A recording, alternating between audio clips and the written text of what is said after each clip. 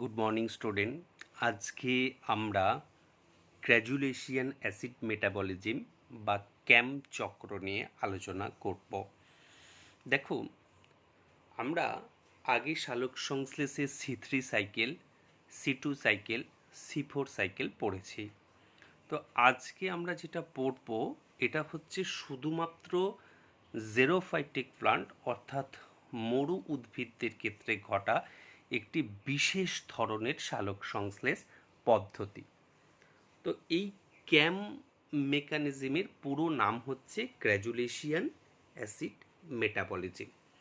দেখো, মরুভূমি বলতে আমাদের যেটা মনে হয় বা যখনই আমরা মরুভূমির কথা মনে করি তখন সেখানে আমাদের মনে হয় যে খুব চরম আবহাওয়াপন্ন আবহাওয়া, অর্থাৎ দিনের বেলায় মারাত্মক গরম এবং সন্ধে হওয়ার সাথে সাথে রাত্রিবেলায় মারাত্মক ঠান্ডা।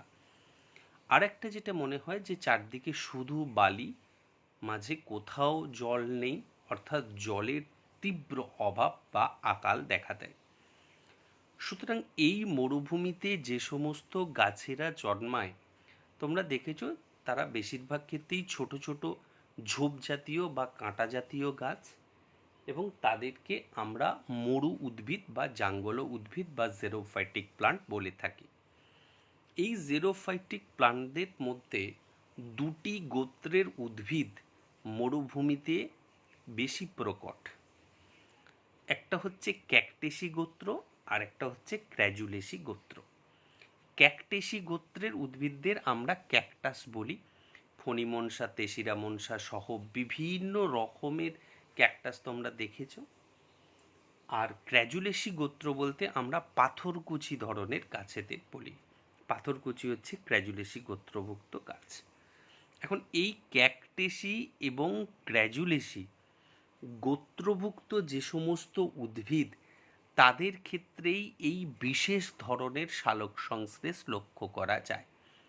যেহেতু এই চক্র বা এই ধরনের সালোক সংশ্লেষ প্রথম গ্র্যাজুলেসি গোত্রভুক্ত উদ্ভিদদের ক্ষেত্রে পরিলক্ষিত হয়েছিল, তাই এই ধরনের সালোক সংশ্লেষকে আমরা গ্র্যাজুলেশিয়ান অ্যাসিড মেটাবলিজম বলি।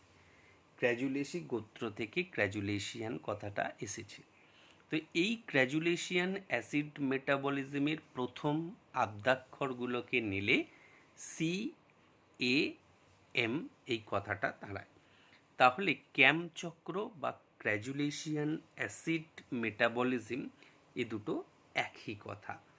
তো এই মরুভূমির দুটো যে গোত্র গ্র্যাজুলেসি এবং ক্যাকটেসি, এই দুই গোত্রভুক্ত উদ্ভিদদের মধ্যেই মূলত আমরা এই গ্র্যাজুলেশিয়ান অ্যাসিড মেটাবলিজম দেখতে পাই। এখন প্রথম কথা হচ্ছে, অন্যান্য সবুজ উদ্ভিদরা যেমন C3 সাইকেল করে, কেন এই ক্যাকটেসি এবং গ্র্যাজুলেসি গোত্রভুক্ত উদ্ভিদরা ওদের মতোই নর্মাল ফটোসিনথেসিস বা C3 সাইকেল করলো না? তার কারণ হচ্ছে মরুভূমিতে জল নেই, তীব্র গরম, তাই মরুভূমির গাছেদের কতকগুলো প্রতিকূল অবস্থার সম্মুখীন হতে হয়। তারা যদি বড় বড় পাতা রাখে তাহলে পত্ররন্ধ্র বেশি থাকবে। পত্ররন্ধ্র বেশি থাকলে যেটুকু জল তারা মাটি থেকে পাচ্ছে তার থেকে অনেক বেশি জল পাতার পত্ররন্ধ্র দিয়ে বাষ্পমোচন হয়ে গিয়ে বেরিয়ে যাবে। ফলে তারা উইল্টিং বা নেতিয়ে পড়বে, শুকিয়ে যাবে, দিয়ে মারা যাবে। অর্থাৎ যেটুকু জল তাদের ইনপুট হচ্ছে তার থেকে বেশি পরিমাণ জল পত্ররন্ধ্র দিয়ে বেরিয়ে যাবে। অর্থাৎ ওয়াটার ইনপুট কম হবে, ওয়াটার আউটপুট বেশি হবে। তাহলে তারা শুকিয়ে গিয়ে ড্রাই হয়ে গিয়ে মারা যাবে। এটাকে আমরা উইল্টিং বলি। আরেকটা বড় সমস্যা হচ্ছে যে যেহেতু মরুভূমির তীব্র গরম, তাই সেখানে টেম্পারেচার নিশ্চয়ই 35 ডিগ্রি সেন্টিগ্রেডের বেশি হবে। তাই এই সমস্ত উদ্ভিদরা যদি নর্মাল সালোক সংশ্লেষ ঘটাতে যায় বা C3 সাইকেল ঘটাতে চায়, সেখানেও তারা ব্যর্থ হবে, কারণ রুবিস্ক উৎসেচক ওই তীব্র গরমের জন্য নিজের কার্বক্সিলেজ অ্যাক্টিভিটি বন্ধ করে অক্সিজেনেজ অ্যাক্টিভিটি চালু করে ফটো রেসপিরেশন বা আলোক শ্বসন ঘটিয়ে দেবে, অর্থাৎ C2 সাইকেল ঘটিয়ে দেবে, C3 সাইকেল হবে না। তাহলে আমরা দেখতে পাচ্ছি যে মরুভূমির উদ্ভিদদের ক্ষেত্রে কতকগুলো প্রবলেম রয়েছে। কি প্রবলেম? যে তারা যদি দিনের বেলায় পত্ররন্ধ্র খোলা রাখে তাহলে বাষ্পমোচন হয়ে গিয়ে তারা মারা যাবে, আর যদি পত্ররন্ধ্র বন্ধ রাখে তাহলে সালোক সংশ্লেষ হবে না, কার্বন ডাই অক্সাইড প্রবেশ করবে না, অর্থাৎ খেতে না পেয়ে মারা যাবে। অর্থাৎ তাদের যে দুটো অপশান, দুটোতেই তাদের মৃত্যু অবধারিত। মরুভূমির উদ্ভিদরা যদি দিনের বেলায় পত্ররন্ধ্র খোলা রাখে তাহলে বাষ্পমোচন ঘটে তাদের মৃত্যু ঘটবে, যদি বন্ধ রাখে তাহলে সালোক সংশ্লেষ না ঘটে তাদের মৃত্যু ঘটবে, আর দুটোতেই তাদের মৃত্যু অবধারিত। তখন তারা ভাবলো, বিশেষ করে এই ক্যাকটেসি এবং ক্র্যাজুলেসি গোত্রভুক্ত উদ্ভিদরা, যে আমরা এমন একটা মেকানিজম করব যেখানে আমরা দিনের বেলায় বাষ্পমোচনকে অ্যাভয়েড করতে পারবো, আবার সালোক সংশ্লেষও ঘটাতে পারবো, অর্থাৎ সাপও মরবে, লাঠিও ভাঙবে না। অর্থাৎ তারা এমন একটা মেকানিজম আনলো যে মেকানিজমটাকে আমরা এই ক্যাম্প মেকানিজম বলছি। এই গ্র্যাজুলেশন অ্যাসিড মেটাবলিজমের মাধ্যমে একদিকে যেমন বাষ্পমোচনকে আটকাতে পারলো তারা, একদিকে সিটু চক্রকে অ্যাভয়েড করতে পারলো, আবার একদিকে তারা খাদ্য প্রস্তুত করে নিজেরা বেঁচে থাকলো। এই রকমই একটা ওয়েল অ্যাডাপ্টেশন হচ্ছে এই স্ক্যাম্প চক্র। অর্থাৎ ক্যাজুলেশন অ্যাসিড মেটাবলিজম হচ্ছে সব থেকে ভালো ফিজিওলজিক্যাল অ্যাডাপ্টেশন গাছেদের ক্ষেত্রে। আগে যেমন আমরা শিফোর চক্র পড়তে গিয়ে বললাম যে শুধু সেখানে সিটু চক্রকেই অ্যাভয়েড করা গেছিল, এখানে দেখো সিটু চক্রকে তো অ্যাভয়েড করা যাবে, ফটোরেসপিরেশনকেও অ্যাভয়েড করা যাবে, তার পাশাপাশি ট্রান্সপিরেশন বা বাষ্পমোচনকেও অ্যাভয়েড করা যাবে। কি এই মেকানিজম? দেখো, এই মেকানিজমের ছকটা তোমাদের হঠাৎ করে দেখলে মনে হতে পারে যে স্যার এটা তো C4 চক্রেরই ছক। একদম সত্য কথা। কিন্তু দেখো, C4 চক্রে এখানে কি রাত, এখানে দিন কথাটা ছিল? ওখানে ছিল mesophyll cell chloroplast, bundle cell chloroplast.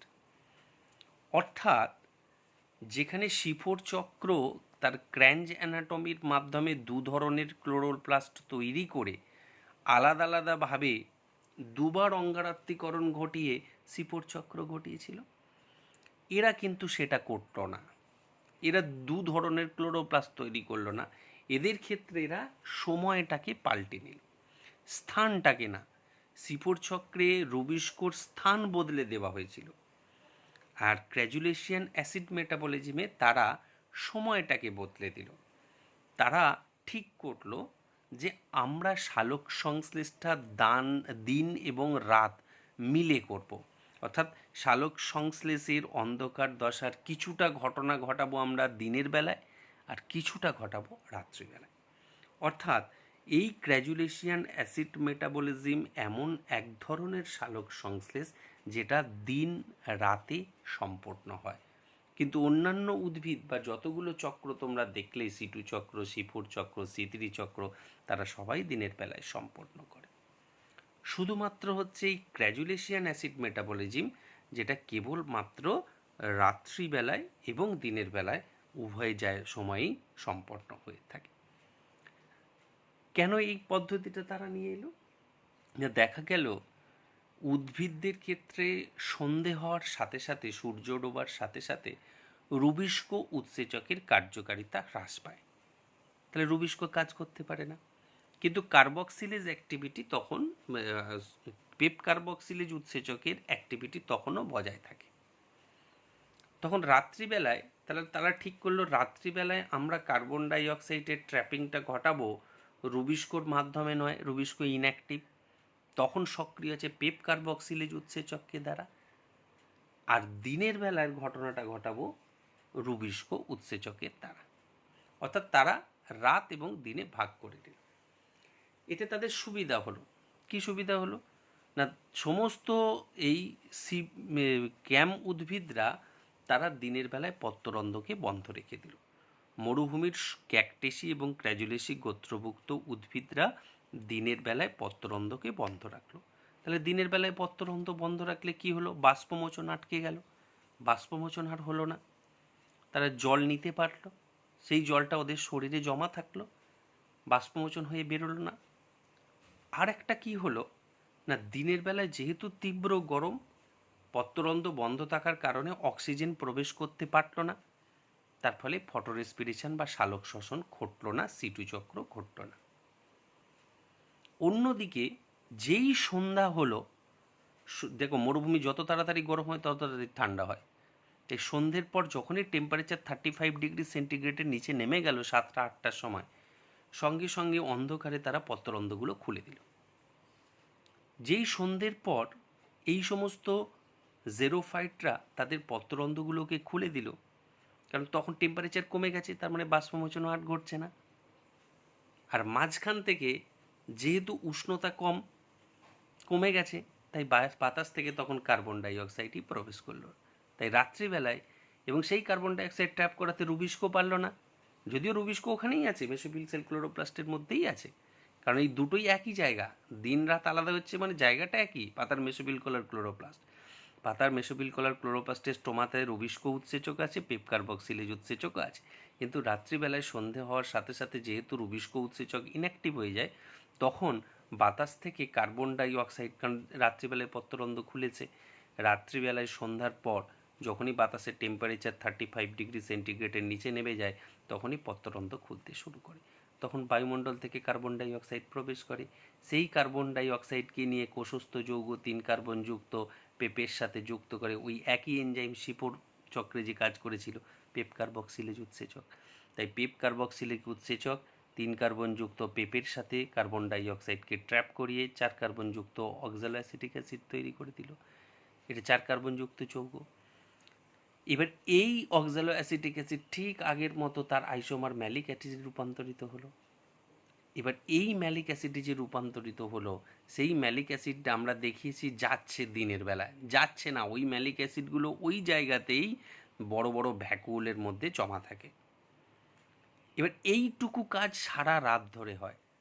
এবার কতক্ষণ এইটুকু কাজটা চলবে না, যতগুলো পেপ উপস্থিত আছে, অর্থাৎ যে পাতার কোষের মেসোফিল কলার কোষের ক্লোরোপ্লাস্টের মধ্যে ঘটছে এই পদ্ধতি, সেখানে যদি 50টা পেপ থাকে, তাহলে 50টা পেপ বাতাস থেকে 50টা কার্বন ডাইঅক্সাইডকে নিয়ে 50টা OAA অক্সালো অ্যাসিটিক অ্যাসিড এবং 50টা ম্যালেট যৌগ তৈরি করে রেখে দিল। সেই ম্যালেটগুলোকে ওই কোষের মধ্যে যে ভ্যাকুল রয়েছে তাতে জমিয়ে রেখে দিল।